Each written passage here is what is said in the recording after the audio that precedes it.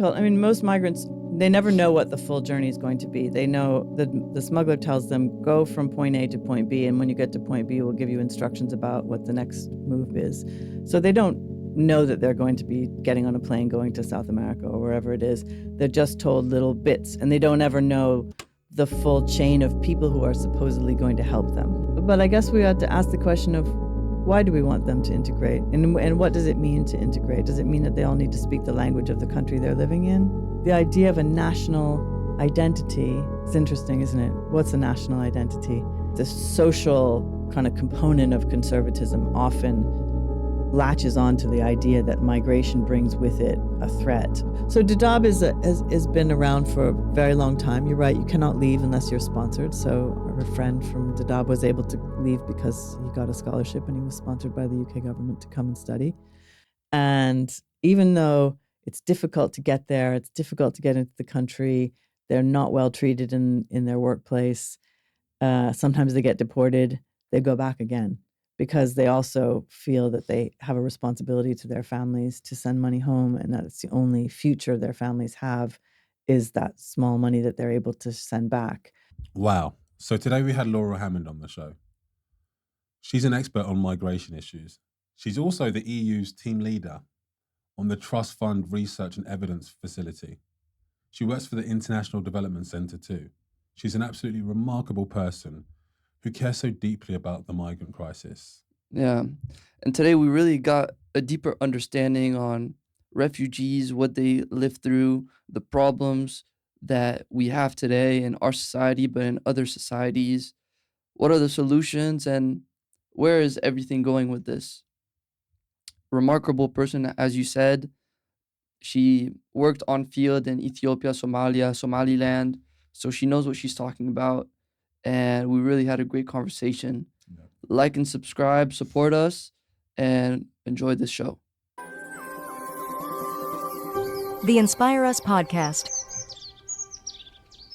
But how did you say the second line again? Because you said it so well, and I can't remember it. I think it's the no one leaves homes and put themselves into the sea if the mouth of the shark is not safer than home. Right. So that line comes from a poem called Home by Warsan Shire, who is a Somali Kenyan poet, and it captures really well the feeling I think that many migrants have about leaving, and there's a kind of false assumption in a lot of popular media that people don't understand the risks, they don't believe in the risks, or that they just don't accept that there are those kinds of risks. And I think everyone who leaves home and goes across these kinds of journeys has a very strong sense of what the risks could be. And they're leaving because they have to, for a variety of reasons. And there are numbers of ways you can define what does have to leave mean. You could be fleeing war, you could be fleeing poverty, you could be fleeing a bad family situation, it could be the expectation so strong upon you as an eldest son or as an eldest daughter, whatever it is, that you feel you've got no other choice but to move, and that you're willing to take those kinds of risks. And also, I think not only is it a risk, but many times it's a big investment too. Absolutely. It's a very big investment, although the nature of the way that migration works has changed over the recent years. So it used to be 10, 15 years ago that you had to build up all this money before you left, and you would pay a smuggler or an agent or whatever you want to call them, trafficker, to take you to the place, and you had the money ready to go. And the economics of the trafficking system, smuggling system, has changed so that now many migrants are able to start their journeys with only $100, very small money. Oh. And the understanding is that as they proceed along the journey, the family will be contacted and more money will be demanded. And so that puts families at huge risk because they get a call from Libya saying, we have your child and we're going to keep them until you send us money. And then it sends the whole family, it's not even just the nuclear family, extended family has to scramble around trying to find the resources, sometimes selling their houses or their land, really putting themselves in very difficult economic situation in order to be able to pay off the debt, not knowing even if that's going to be enough to release their loved one into a safe situation. Yeah, and it's very interesting that the nature changed, that now people are just going. And I wonder if the fact that now, it is illegal and, you have to cross closed borders, that you have to go through smugglers, and especially, refugees or migrants from the Horn of Africa, they're going through countries like Sudan, Chad, Libya, extremely dangerous countries, right? Yeah. And I wonder, like, it almost seems that now refugees or immigration has almost become an institution almost, where this is something that's supposed to be temporary, but so many things are in place, so much money is behind it, that it seems it's this never-ending problem. Sure, it is probably a never-ending problem, although it's made much worse by the fact that currently there are so few legal pathways to migrate. So you can't claim asylum from anywhere else but inside the country, and finding, applying for a visa to come find work or to study is virtually impossible for many people. And so the more the door to what we call safe and legal pathways closes, the more the doorway to unsafe and illegal movement increases. And so one of the difficulties has been that the response of many governments has been to continue to narrow those safe and legal pathways. And it just makes the problem worse. It makes the risks greater, and it drives the price of trafficking up higher. The other thing I would say about that is that very often people start to move for reasons that may be more about economic migration. But when they start the journey and then they're kidnapped and brought, held ransom, and money is extorted from their families, they basically become forced migrants. So it's very difficult to say this is a voluntary migrant, this is a forced migrant, because eventually everyone's a forced migrant once they go into that pathway, and they find that, okay, their family pays them, they get released from whatever kidnappers have taken them, but they can't go back because that would be going right back into the shark's mouth, into harm's way. So much money and time wasted as well. So they have to keep going forward. And so now they've become forced migrants, whereas before maybe they were looking for work, for educational opportunity, whatever. Now they really are forced migrants. They're fleeing the danger of the trafficking system itself. And you mentioned that governments are narrowing with policies. How much do policies have an effect on refugees or immigration? Because I've heard something that in Europe, for example, if you have refugees or immigrants that come in that are under 18s, they have to automatically be, taken care of, fed, and all this stuff. And that has shown that now they're sending many more under 18s to go because of this law. Yeah, I mean, I think, I don't think that most migrants have a very sort of sophisticated, detailed understanding of what all the immigration laws are. None of us does. I mean, it's very difficult to do that. But they do have a strong sense of some of the major elements of refugee law. And the fact that countries have to take underage migrants is one of those things that they've been told by others. And so sometimes they do send underage children, but the problem is those kids are 16, 17 years old. They may be just under the 18-year-old. They might be older than 18, but they may not have any documentation that shows they're over the 18. So, and they look younger, so they manage to get through as under 18s. But then they enter the asylum system. By the time their case is heard, they've what they call aged out, and they are now over 18. And now they can be treated as adults and they can be sent back. And so there's a very big gray area of children who are around the age of 18 who are sometimes disbelieved. Sometimes the court says, we don't believe that you're younger than 18. Or they say, well, we think you were 18 when you arrived, but now you're 19 or 20 because it's taken us 2-3 years, so off you go. So it's a really precarious situation. And of course, a young person traveling, I mean, I have a 19-year-old and a 15-year-old. If I imagine my children traveling the kinds of distances that these migrants make, they can hardly go across London on their own. You know, so I think you know, the kinds of risks that they're exposed to, the numbers of ways in which they can come into harm's way is huge. Yeah.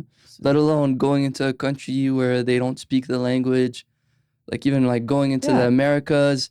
Like I've heard stories of Somalis, you know, arriving, you know, they make their way to France, but then they take a plane to like Chile or Mexico and they have to walk through jungles to try to make it to America. Yeah. And I've heard some crazy stories about, you know. Yeah, it's really difficult. I mean, most migrants, they never know what the full journey is going to be. They know the smuggler tells them, go from point A to point B, and when you get to point B, we'll give you instructions about what the next move is. So they don't know that they're going to be getting on a plane going to South America or wherever it is. They're just told little bits, and they don't ever know the full chain of people who are supposedly going to help them. So again, brings in lots of vulnerabilities about ways in which they can be taken advantage of. Yeah. I've also heard that the stricter migration policy doesn't actually mitigate the numbers. It only just facilitates more difficult journeys, more dangerous journeys, and migration policy hasn't quite addressed that.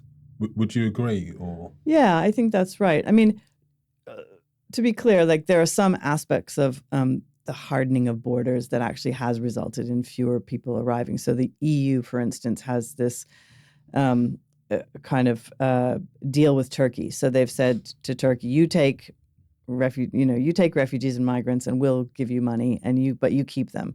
And the so-called EU-Turkey deal has resulted in fewer people coming into the EU. Doesn't necessarily mean fewer people are on the move, but they're not coming into the EU. They're piling up in Turkey to really difficult situation there. So in some ways, those policies can have an impact on changing flows of migration, sometimes reducing them. But what we see very often is that, for instance, give an example of the UK announced that it was going to deport people to Rwanda. It didn't result in fewer people coming to the UK. People didn't really believe that this was going to happen, or they didn't maybe know all of the details about what the plan was, but it didn't really slow things down. And I think had they actually started deporting people to Rwanda, it probably wouldn't have had much of an effect either, because people still think a very small number of people will be deported, but a larger number of people will make it. And so my chance on the probability is I'm going to make it. And that's why they take their chances to cross the channel as well. They see that, yes, some people do drown, but lots and lots of people get through, and they're hoping that they're one of the ones that gets through.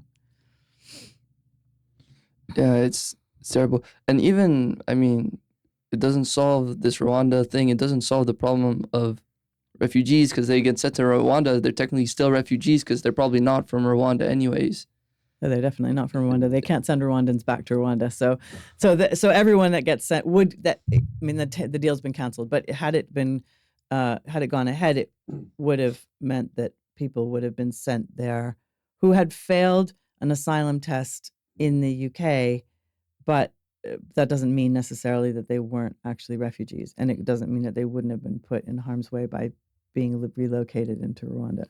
But what actually happens in Turkey? Because I'm aware the EU also has deals with North African countries, and I think in the past Gaddafi used to leverage this, leverage the migrant crisis, and he kind of used it to demand more money, and they use it to negotiate, and migrants have essentially become this political tool. Yeah. But what actually happens to them when they're just stuck in these North African countries, or Turkey, let's say? Yeah. Well, you're right. Turkey, Libya, Tunisia, all have received large amounts of money from the EU to receive people back, but they have no ability to integrate them into society. They're their own problems. They have their own, employment shortages, and these people are not likely to be wanting to settle in these countries. So they get sent back, and then they wait, and then they try to come again, usually. Very few of them actually go back to their countries of origin again, because sometimes they are actually refugees and it's not safe to go back to the country of origin. I mean, if you're from Eritrea and you've left, you've basically deserted the country. If you get sent back, there are really strong concerns about what would happen to you if you would be sent back. And we have many cases of people having been put straight into jail for having left the country illegally. So, you know, so what do? They have no interest in staying in Libya or Tunisia, and they just will wait and they'll try to come again. And you have many people who've been coming over and over, trying over and over again, sent back, coming back again. Yeah. So sad. Yeah. Yeah, and I think you mentioned this word integration, and we know that this is a global problem, this, migration issue, but something as us in the West, we hear about this issue a lot of integration, and there's a lot of, I would say, growing hate and growing maybe consensus that people are saying, hey, these people aren't integrating, these people aren't, I would say underneath what's not being said is that these people aren't part of us, they're here, there's this idea that people are afraid that we're being taken over. But I think the underlying thing is that people are scared that these people aren't integrating society. Mm. Why do you think there's such a problem of integration, and why are people struggling to integrate? Or do people want to integrate? Some do. I think younger people probably do want to. Older people probably not so much.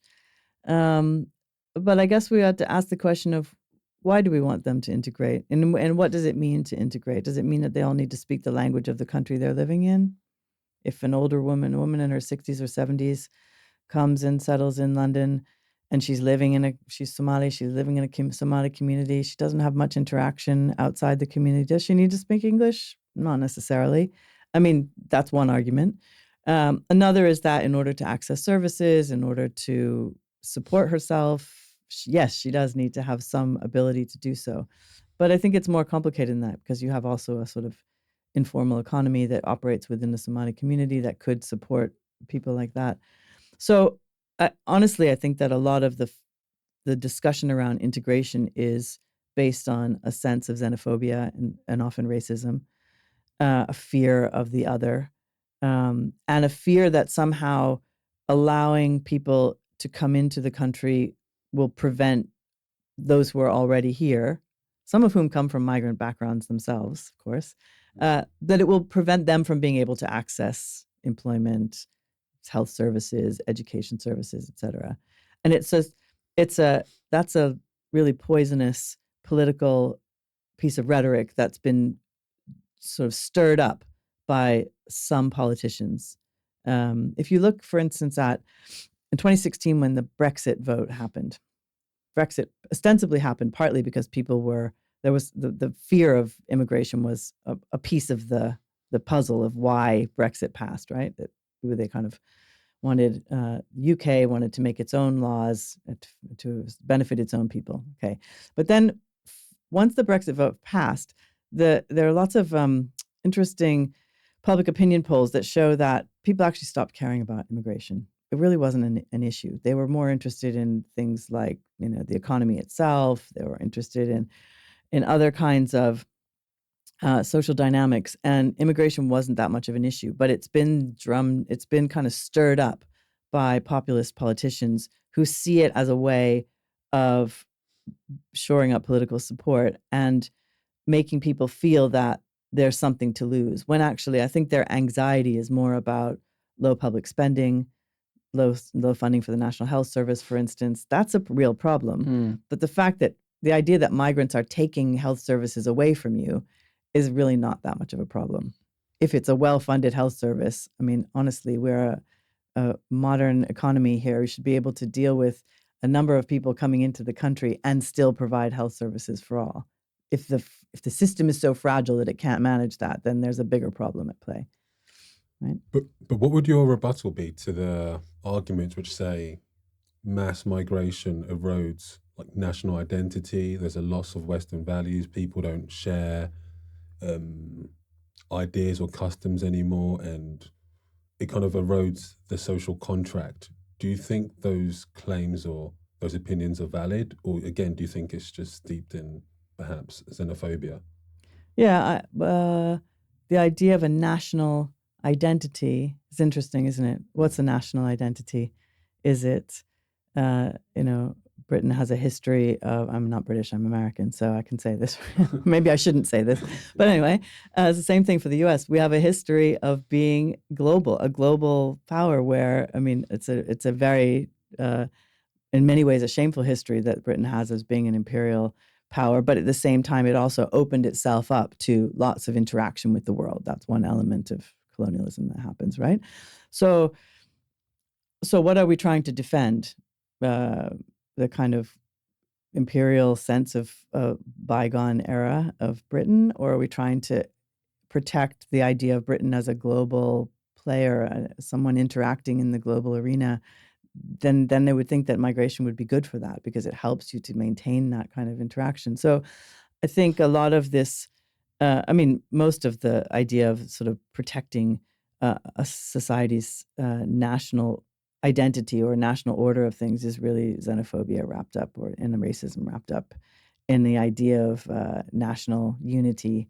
And it just excludes people. So, to me, I think, national identity should be around concepts. I come from the US, so we talk about democracy, freedom, human rights, these kinds of things. Of course, the US has its own problems with trying to enact those kinds of things. But if you take those principles seriously, then they should be available to all. And that's what national identity should be about, is protecting those concepts, not protecting a certain group of people against another certain group of people. And that's problematic. So once it gets to be people against people, whether it's in the UK, in the US, wherever it is, that becomes problematic. But if we go back to the founding principles of the thing, then that's something that at least I feel I can get behind, and which shouldn't be exclusionary, and it shouldn't sort of be a reason not to kind of be open to migration. So would you think perhaps, because I think there is a sense, or the rhetoric of lack of integration is one which is quite widespread. Do you think perhaps the government needs to incorporate more integration policies, or do you think it's not necessary? What are integration policies? What does that even look like? Well, that's a great question. What are integration policies? And again, it goes back to my question of what should integration be? So the EU defines integration actually as a two-way process. It's not just migrants adapting to the place they're coming to. It's the place they're coming to also adapting to the migrants. And it's a two-way process of communication. Like, that's how EU policy defines it. So that's great. That's a nice start, actually. And I don't think that's well understood in all of the different member states, and not in the UK all that well. But it is a good start. I think probably a place to start with integration is ensuring that opportunity is available for everyone. So if you look, for instance, at what happened during the COVID pandemic, I was part of a group of researchers looking at the ways in which migrant communities were affected by a COVID pandemic and the lockdowns and furlough schemes and those kinds of things. And what we found, it's not very surprising, but we found that people who were already disadvantaged in housing, in education, in healthcare and employment just became further disadvantaged because the kinds of ways in which they supported themselves were not recognized by the official schemes. And so if that, it's not explicitly an integration scheme, but it is a way of was trying to make sure that there was a safety net for society. And what we found is that people were falling through the safety net because you had, for instance, taxi drivers who didn't have official papers to be working as taxi drivers, so they couldn't prove they were self-employed, and they were actually borrowing or renting their taxi from someone else who had the paper, or Uber drivers, or Deliveroo staff who were exploited really badly. People who, found large families who had to keep 7-8 kids at home and didn't have enough laptops for them. It just goes on and on, the numbers of ways in which people were disadvantaged. So to go back to your question, I mean, integration policy should be ensuring in the first instance that people are not falling through the cracks of or the holes in the basic safety net that the rest of society should have available to them, right? And then questions of, uh, to me, I think what integration should mean is that as an equal quality of opportunity, it doesn't matter so much what language they speak or what they wear or what religion they follow, as long as they're able to access those benefits, those benefits of life and requirements of life. Okay. So do you think it kind of falls back to this 15 years of austerity and people falling beneath their social security, and this kind of creates this sentiment of the public budget is strained, there's too many people here, we can't afford this, and then people become excluded and further away from society because they're immigrants which aren't able to access some of the services and resources, and then they kind of don't perhaps, let's say, integrate into society as well, and this kind of creates this division of sorts. Yeah, I think so. I mean, you hear a lot about people don't integrate as if it's up to them to integrate, when actually we look at wage gaps, we look at educational attainment gaps. We know that people from migrant backgrounds typically are disadvantaged in all sorts of ways. Yeah. Is that their fault, or is it the fault of a system and a society that hasn't understood how to close those gaps and how to create those opportunities for people? Another example maybe is that when refugees come to this country, as in many countries, as asylum seekers, so you first come in and you're an asylum seeker and you have to make a claim and you have to wait for sometimes 2-3 years before your case is heard. During that time, you're not legally allowed to work. So you get a small kind of voucher from the government to support you. It's been £36 for a very long time. And that's what you're supposed to live on. You're supposed to cover your food, your transportation, your any kind of costs. And it's not enough. And so people don't really understand that in British society, and they think, oh, people are sponging off the system, but they have no choice to do so because they're not legally allowed to work. So the system is sort of set up to keep them from integrating, to keep them separate. And we need to think much more carefully about how to give people the opportunity. Yeah. I think migration data is also quite interesting because on the left and on the right, there's so many statistics that they pull out, and I think it's quite confusing or it's unclear to know what's right and what's wrong. And I've also heard that they don't actually release a lot of data because data is a political tool and it can kind of spread a lot of narratives. So migration data that we're given and provided isn't quite accurate, and there's not actually vast amounts of it. So how is migration data collected, and do you think it's like very inaccurate? It's always going to be an underestimate because there's lots of people. Most official statistics only track people who interact officially with the system, and there are lots of people who come in and who don't interact with the system. So whatever your figures of numbers of people entering the country, numbers of asylum seekers in the country, et cetera, those are all going to be low estimates, and the actual number will be higher. There are some data sources that are trying to break through the politics of it and be as objective as possible. So at Oxford University, there's something called the Migration Observatory, and it is explicitly nonpartisan. So they don't take a position on, they just say, this is the data. This is what the data tells us. So what's it called again? It's called the Migration Observatory at Oxford University. And so they don't take a position. They just say, here's the data. And that is actually really useful because the other sources of data, there's a very right-wing group called Migration Watch, which likes to be on the news a lot, but they definitely wrap things up in a very kind of xenophobic rhetoric. And by the same token, I mean, I consider myself to be very kind of migration friendly. Probably there are many researchers and research centers who gather data, who also use it in a sort of activist way, which is kind of how I've been using it. and that also kind of does a disservice in a way, because you need something that is in the middle that people can interact with and draw their own conclusions from. So as a researcher, I use a lot of data from the Migration Observatory. That I start from there and then think, what does this mean in terms of policy? What does this mean in terms of society and how society might need to change? And that's what the intention of it is for. Someone shared with me this question, and I hadn't thought about it before, and I didn't really have an answer. It was, why is being pro-immigration seen as something of the left? And it is seen as something from the left by people, and being anti-immigration is seen as something from the right. But why do you think that is?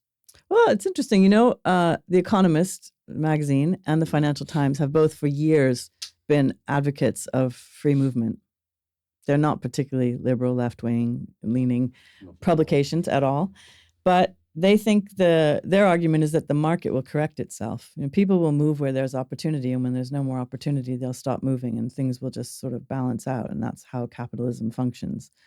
So that's one argument, and that so it's not that all kind of center, right center, whatever thinkers are anti-migration, but I think that the social kind of component of conservatism often latches on to the idea that migration brings with it a threat, a social threat, an economic threat, sometimes a political threat as well. And so that's where the kind of right and anti-immigration people kind of meet. So would it be that it's more because the right makes it a right-wing issue, that being pro-immigration is automatically seen as a left concern?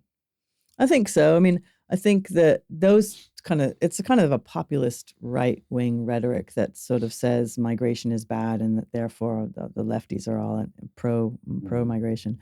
And what they like to wrap it up in a package of saying that being soft on immigration shows that you're soft on security, that you have a disdain almost for the real constituents, in a sense, that somehow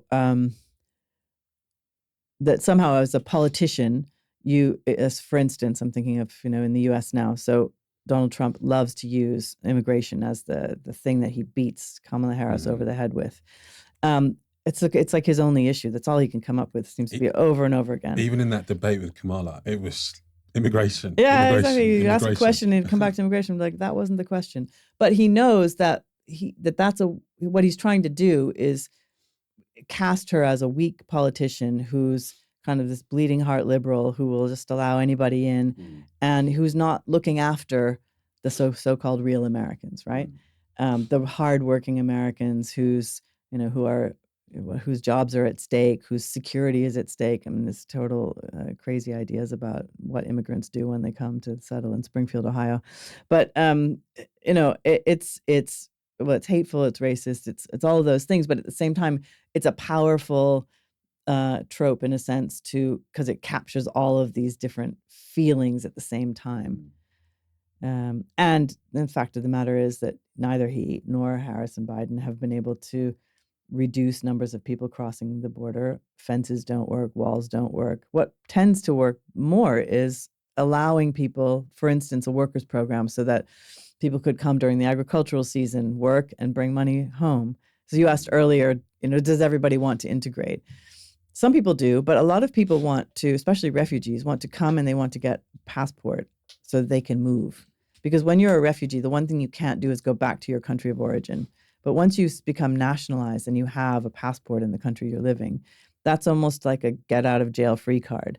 And you might actually eventually try to go back to the country you came from. But if you've got that passport, if things go badly, you can leave again. So a lot of migrants I talk to are like, I'm just here. I've been waiting 10 years to get my passport. And what's the first thing you're going to do? I work in Somalia. So some people say, I'll go back to Somalia. Some say it's not safe to go to Somalia, but I'll go to Kenya, or I'll go to Ethiopia, or I'll go somewhere else where my family is. But at least I can move, whereas now I'm stuck here. So it's not only about wanting to settle and stay here all the time. Yeah. You mentioned that, walls don't seem to be effective, or borders don't seem to be effective. But one thing that has been very effective is guns and bullets. Oh gosh. And I saw a report last year that a lot of immigrants from the Horn of Africa go to the Gulf states, and there was a report that a lot of refugees were trying to cross the Yemen Saudi border, and they were gunned down by Saudi border forces, and so that was like a human rights issue. It was awful. But it seems like, where are we going to draw the line of how we're gonna choose to, how are we gonna use force? Even going back to Donald Trump, he said, "Oh yeah, I'm gonna, use the National Guard or something to protect the border," or things like that. But I guess my question is, where do we draw the line, and should we not draw it at all? Yeah. Where should we draw the line? I think a good place to start is international law, international refugee law, which the UK has signed up to, the US has signed up to. It's illegal to force people who are fleeing a well-founded fear of persecution. It's illegal not to take them, not to accept them, and certainly illegal to push them back into harm's way, and leave alone the fact that it's also illegal to just murder civilians, which is what you'd be doing if you were shooting at migrants. So a good place to start is just going back to international refugee law, which has been in place for now 70 years, and make sure that those basic protections are respected. Because if you don't use law as a barometer, as a basic benchmark for how people on the move should be treated, then you're in danger of eroding their rights, and you pick and choose on a basis of a political situation in a particular country. But so, international refugee law is not perfect, but there have been lots of questions when the 1951 Refugee Convention turned 50. There was questions about whether we should renegotiate it, and then when it turned 70, should we renegotiate it? The answer is absolutely no, because if in this current political climate, if you were to renegotiate international refugee law, you'd come up with something a lot less effective, less protective, basically, right? Sorry, are you saying we shouldn't renegotiate it because of the current political climate we're in? Because as imperfect as refugee law is now, it would be much more imperfect if we were to allow today's politicians to negotiate a new settlement, right? The climate around it has changed. What did they agree on in 1951? So they agreed that everyone has the right to seek protection. They defined what the bases of what they call a well-founded fear of persecution, that on the basis of race, nationality, political opinion, membership of a social group, etc. That gives you a really broad range of categories and of grounds upon which to recognize someone who has a fear for their life. It doesn't cover questions about climate migration. It doesn't cover questions about there's a whole range of things it doesn't cover, but it does cover a lot. And I think if you were to renegotiate it now, you'd get something much less, much more restrictive, much less protective, if you like. So that's where I would say to go back to. Just to go back to your example, though, of Yemen and Saudi Arabia, these kinds of killings of people on the border has happened multiple times. It doesn't stop people from moving, though. They're still coming. They're still going at it. They know what some of the risks are. But again, they say some people, really unlucky people, get targeted by those attacks, but many more people find their way around. So, I've just been working with a team of people doing some research with Ethiopians who have gone to Yemen and Saudi Arabia and the Gulf countries and come back to Ethiopia. Some of them have gone 2-3 times. And even though it's difficult to get there, it's difficult to get into the country, they're not well treated in their workplace, sometimes they get deported, they go back again because they also feel that they have a responsibility to their families to send money home, and that's the only future their families have is that small money that they're able to send back. There's a sense of shame if they are deported and they come back empty-handed. So there's all this quite complicated stuff, but even that doesn't stop people. I think it's quite interesting how you said we definitely need to reconstruct international law, but because of the political climate we're in, this shouldn't be done. But the anti-migration rhetoric has only grown with years. Yeah. And I don't see how we'll be in a situation where it hasn't, where we've actually gone, where that anti-migration rhetoric has gone the other way, or it subsides. Been more generous somehow. Yeah. Yeah. So are we just stuck with this law, which is substandard? Do you think there's no way to improve this? Well, I think that the reason that refugee law is as expansive as it is because of when it was created. So it was created right at the end of World War II, right? When there was a feeling, it was originally, international refugee law was intended to apply only to people who were on the move in Europe as a result of the events of World War II. And so there was a real feeling of responsibility that we need to take care of these people. And then only gradually through decolonization of Africa and parts of Asia, and the recognition that the problems that Europeans were facing were also being faced by people in other continents, that that later on the restriction on where people are living who are fleeing persecution was lifted, and now it applies across the world. Again, that came at a time of really kind of expansionist, more internationalist thinking than we currently have now. So the opportunity for renegotiating is not going to come until there's another big expansionist moment, whatever that may be, right? Right now, where countries are pulling their borders up and thinking about us first. It's always about me first. It's not a good climate for renegotiation. But that's not to say that you can't do anything. So I think that there are lots of opportunities. The way that international refugee law is written is it's quite it's not vague, but it provides a lot of space for national courts and for precedent to be set. So, for instance, a good example is that in Latin America, some asylum seekers were coming into the U.S. claiming that they were fleeing from a social group, which is a protected category under international refugee law. The social group that they said they were fleeing was gangs, which at first courts were like, "What are you talking about, gangs? You have to be not only a member of the social group, but you have to be persecuted at the hands of the state. So it's not because your neighbor is trying to kill you that you can get asylum. It's because the state is trying to kill you, or the state is not willing or able to help you when someone else is trying to kill you." And that was the thing that the would-be gang members were saying is, I had to flee the country because I didn't want to be part of a gang. And the government of Honduras, say, was not able or willing to prevent the gangs from coming after me. So there was a state role in my own persecution. So actually that started to be accepted. And now in many courts and many immigration councils in the U.S.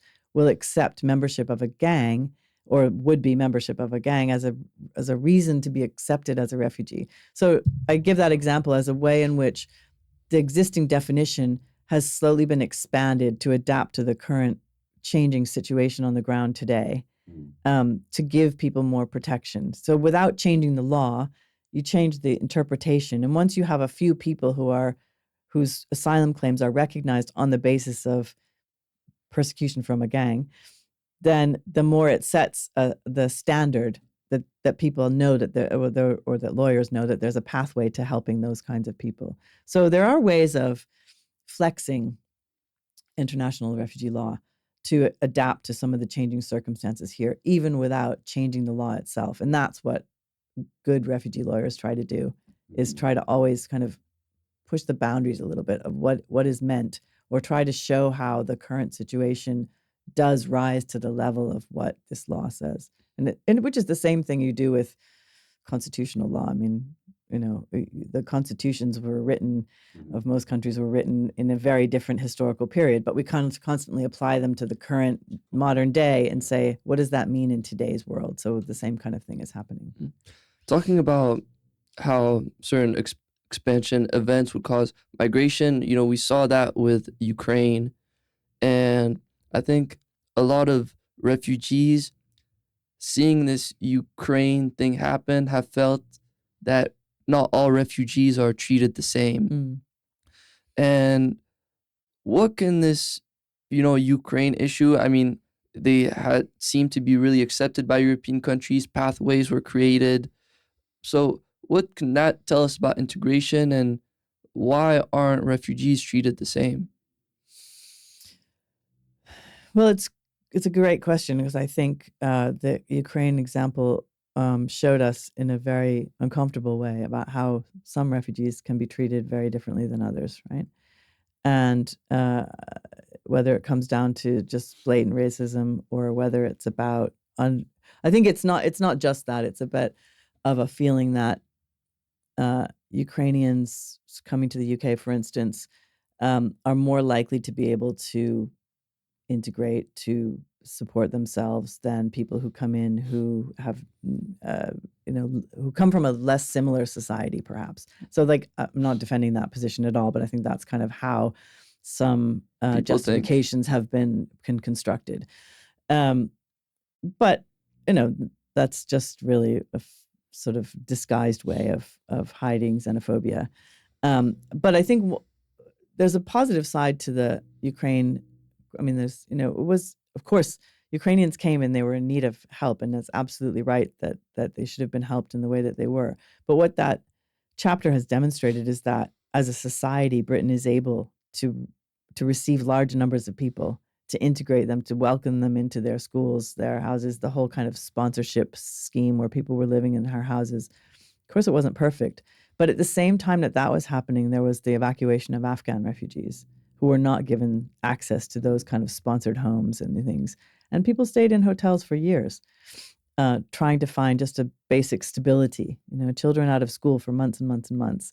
So the Ukrainian case showed us that society can, when it wants to, be very effective at helping to integrate people. And it, to my mind, it needs to do more of that. And it needs to treat all equal, whether it's Ukrainian or Afghan or Somali or whatever it is. So there's a lot of work to be done, and I think, but it comes down as well to what is society willing to do. So British society was very willing to open their doors and their homes to Ukrainian refugees, and less so to others fleeing equally, or in some cases worse conditions. I wonder if it's a problem of race, which can be the first thing we point to because we think Ukrainians white, others non. Or is it also a problem of religion? Is it a problem of culture? Like, what is it that people are so worried about? And is it different in other countries? I mean, I know, for example, in France, that it seems that integration is more the norm. I feel like maybe here people are a little bit all in their own bubbles. You have communities. While in France, everyone is kind of maybe more together. I don't know if that has to do with maybe the difference in how the two countries colonized. But yeah, I wonder what's the main thing, holding people back?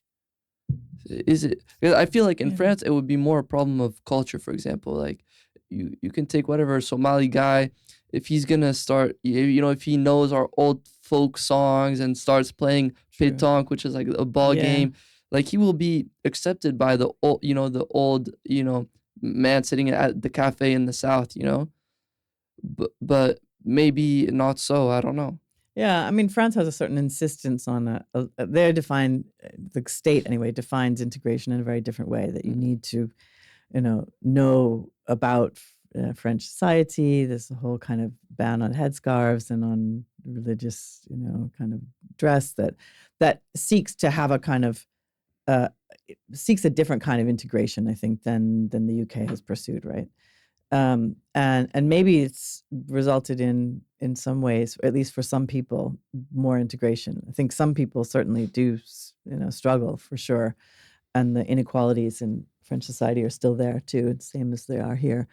Um, I think, is it go back to your question, like, what was it about Ukrainians? I mean, there are already so many Ukrainians in British society. That's part of it. It's the politicization of the opposition to Russia, which is also part of it.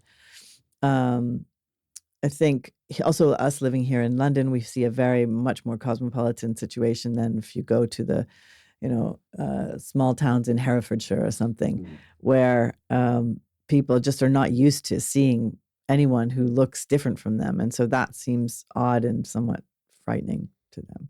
So, British society there's a big, vast difference between what happens in the big cities and what happens in the smaller towns. But you know what? Thinking about it now, I think Britain has done quite a good job at integrating different cultures. I think for a large period of time, migrants did feel integrated into British culture. Perhaps it's changed, the idea of British culture or the national identity has changed with the influx of migrants. But I think, Britain has done quite a good job. I mean, and diversity is a slogan which is thrown around a lot. There's clearly an attempt to try and incorporate these vast, different pockets of people. And there's so many different restaurants and cultures are promoted here. I don't think society here has rejected migrants, to be honest, now thinking about it. And on that note of, how Ukrainian migrants were accepted and perhaps Afghanistani migrants aren't accepted as well, do you think the media has a role to play here? Because perhaps if you were shown what was going on in these countries, the conflict that they're escaping from, if we were more informed, perhaps people would empathize more with these migrants. Sure. Yeah. No, I think to your first point, I think you're right that in many ways, British society has been very welcoming, probably more so in some ways than some of the sort of political narratives and rhetoric that goes on. So what happens socially is probably a lot more welcoming than what happens, in terms of legality. And there's so many fantastically inspiring, whether it's sanctuary cities or sanctuary universities or other kinds of things where society has kind of pushed back against the hard edge of politics and the legal system, which is really, I think, heartening in some ways. But I think, sorry, go back to what's the second part of your statement? We're talking about the media. The media. Yeah, for sure. The media, absolutely.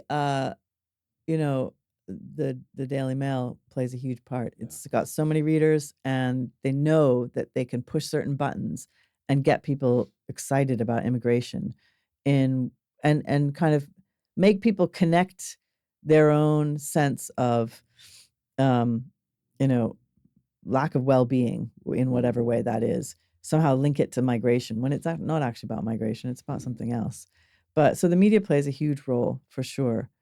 I mean, there's another interesting research group that looks a lot at the role of the media and the ways in which migration rhetoric is politicized. It's called British Future, based here, and that's where a lot of these public opinion polls come from that show that left to their own devices, the British public doesn't really care too much about migration. They have other issues that they're more concerned about. But when media and politicians together kind of ramp up the rhetoric, then that's when they start getting worried about it. And so I don't think they would have got there if media hadn't led them.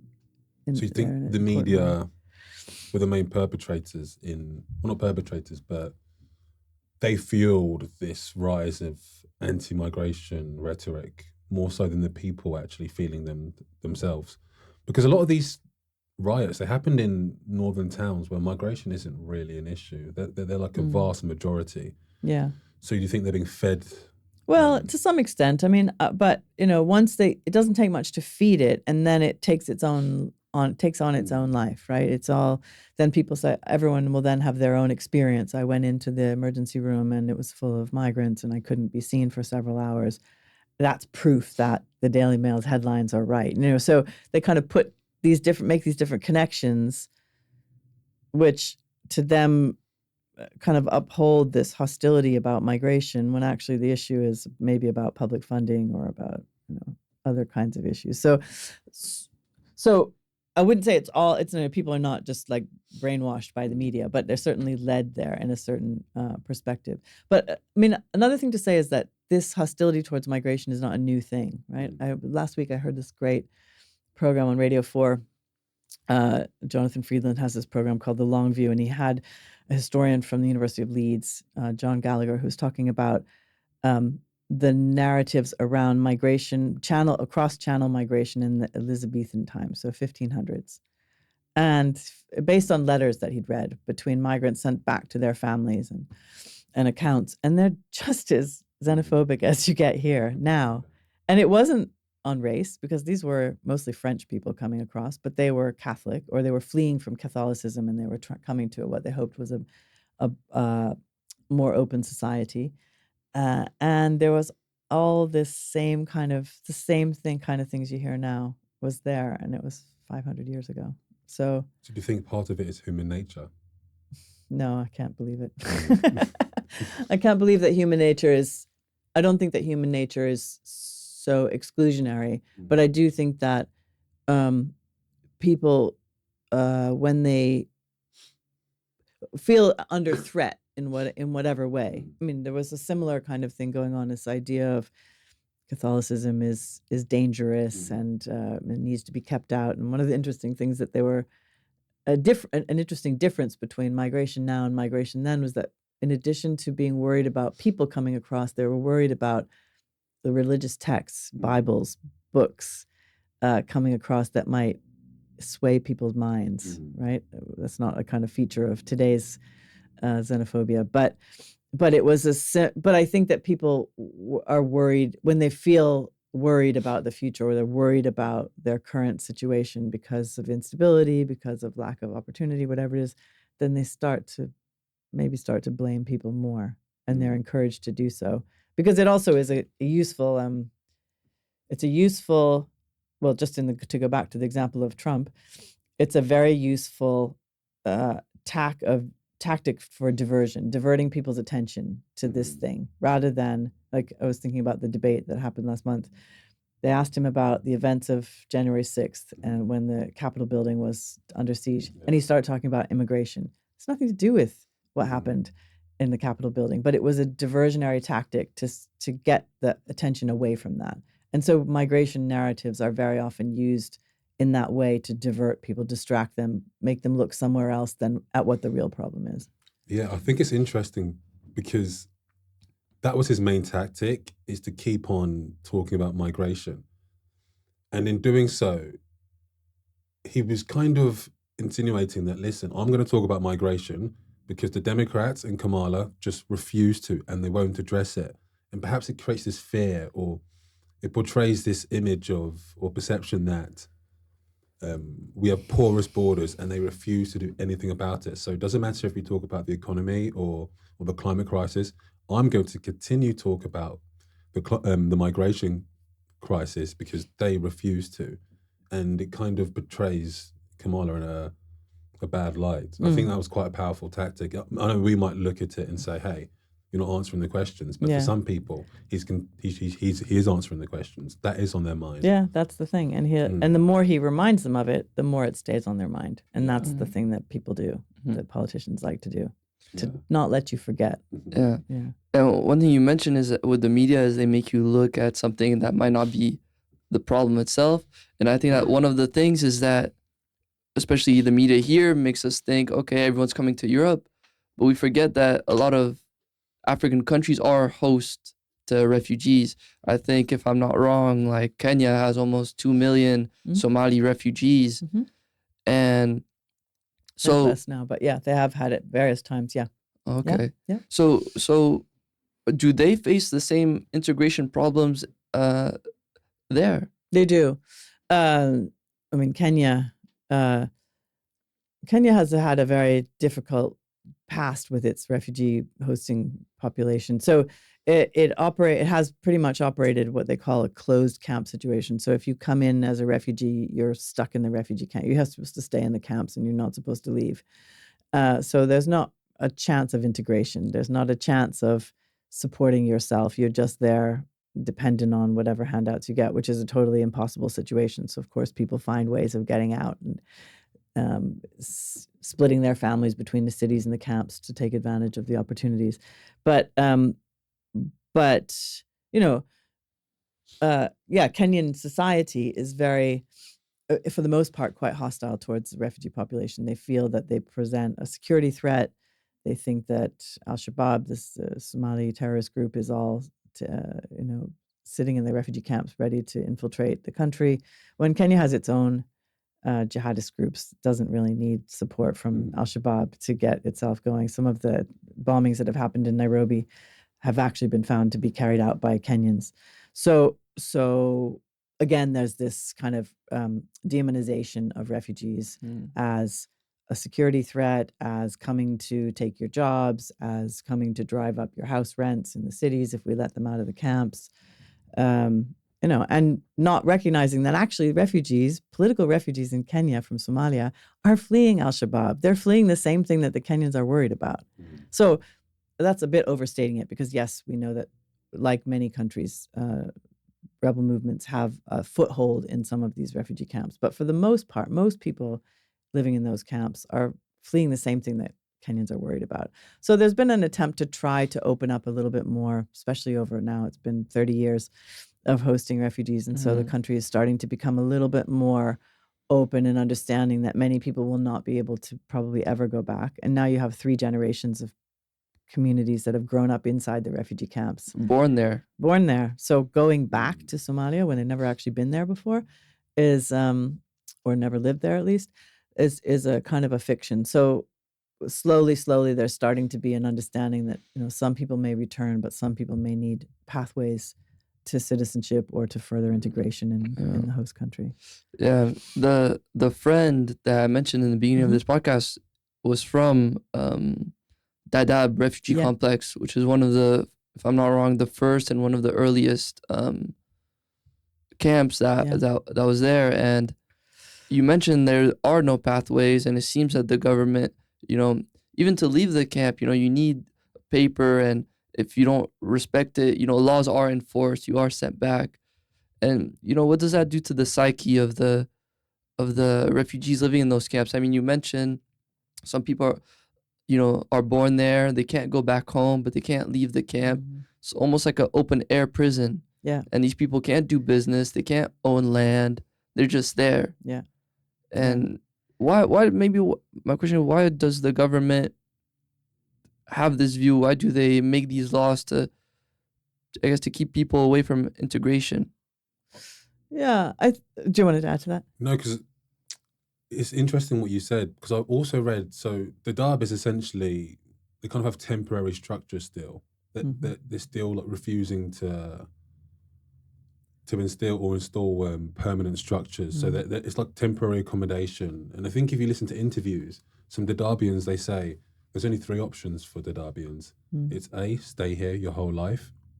B, go back home to war and conflict. And C, join Al-Shabaab, be an insurgency group. So there's a sense of, there's a despondent feel to life in Dadaab. And I guess, or D, become illegal immigrants and try to make it somewhere else. Yeah, try to go somewhere else. Yeah. Yeah, I mean, very few, some of them are there trying to get resettled to the UK or the US, not to the UK because the UK doesn't really take people, but the US has a big resettlement program. But it doesn't take enough people, and so people wait for years and years, and that doesn't work. I mean, I think so. Dadaab has been around for a very long time. You're right; you cannot leave unless you're sponsored. So our friend from Dadaab was able to leave because he got a scholarship and he was sponsored by the UK government to come and study. He's gone back to Kenya now to work, but he's in a position where he can live outside the camp. Yeah. Right? Do you know him? Yeah. Oh, you know Abdullahi? Yeah. He's I don't know if I should say his personal, but he's working for Somalia now. Yeah, right. Which is great. I mean, that's the thing, though, is that he now has some capital, some not some political capital, some registration. He can come and go and be safer.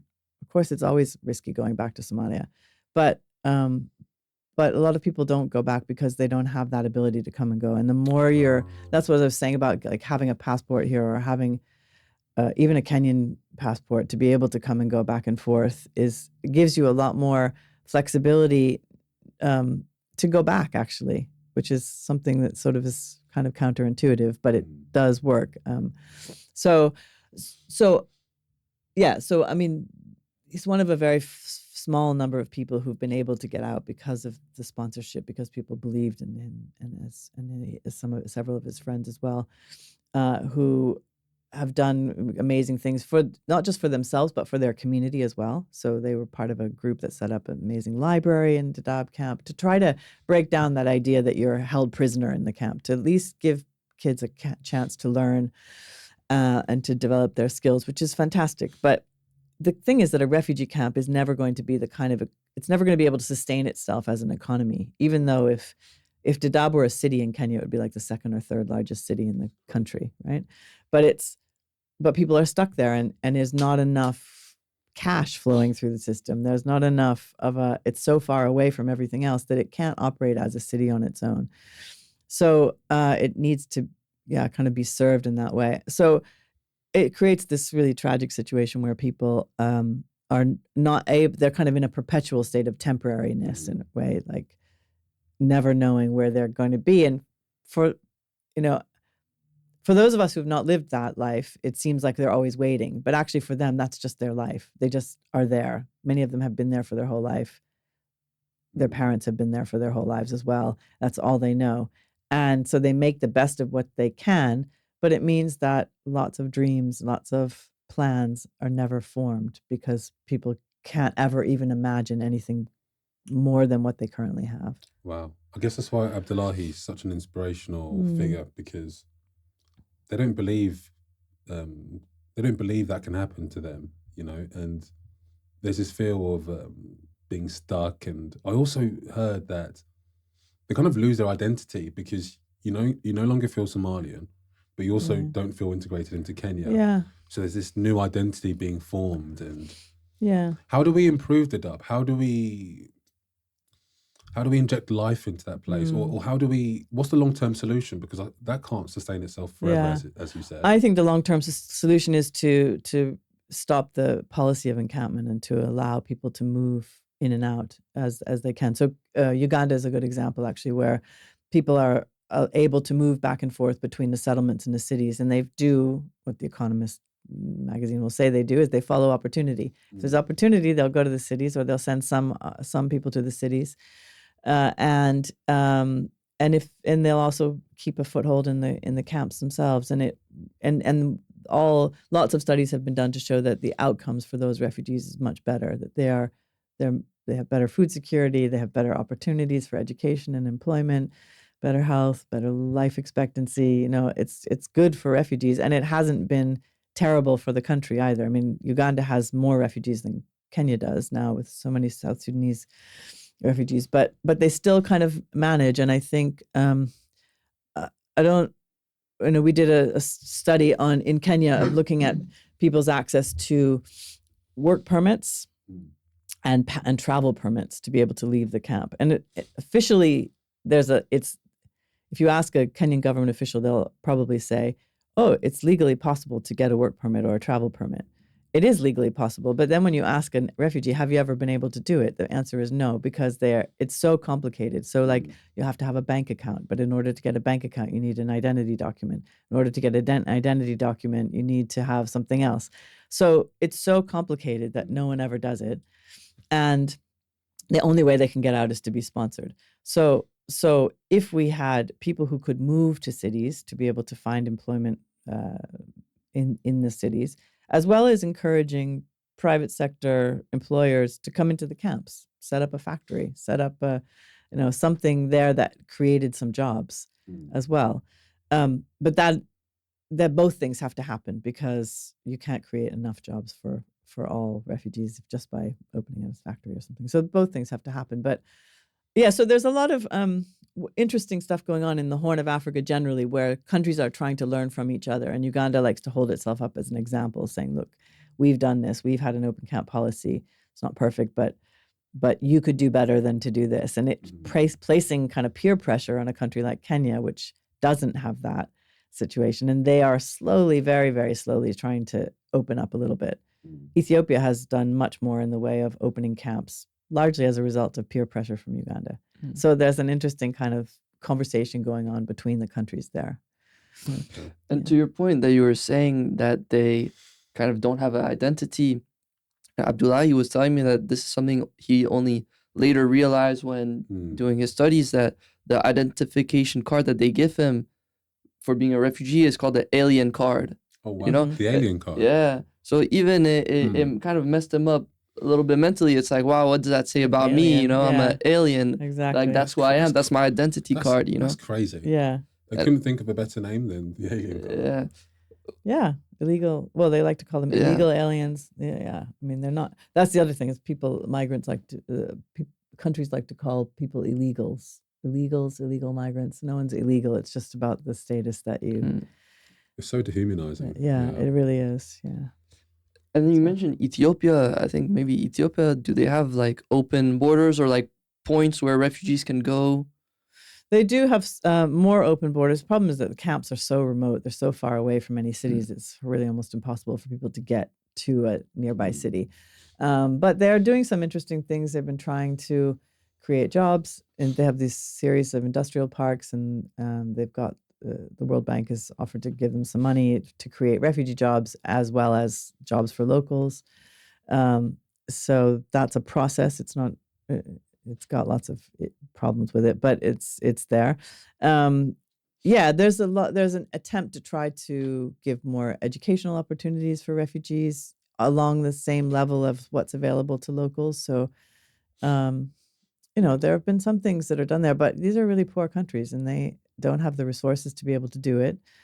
And donors who fund refugee camps are very happy to say we should do more integration, because then they think they can close the camps and go home. But of course, there's a cost to integrating people into these kinds of services. If everyone is entitled to basic healthcare, basic education, etc., there's a cost to that, and these countries are not able to bear that cost themselves. So there's a conversation going on between wealthier countries and the host countries in the regions saying, or the host countries are saying, we're happy to do this, but you need to shift your money from the camps to the Ministry of Health or Education to be able to help us to do that. And the donors are saying, how about a loan? And the countries are saying, no, we don't want a loan. We want actually some help, because these are not our citizens, but we're willing to take care of them with some help. And you've actually worked in Ethiopia, correct? Yeah. Like 7 years? Yeah.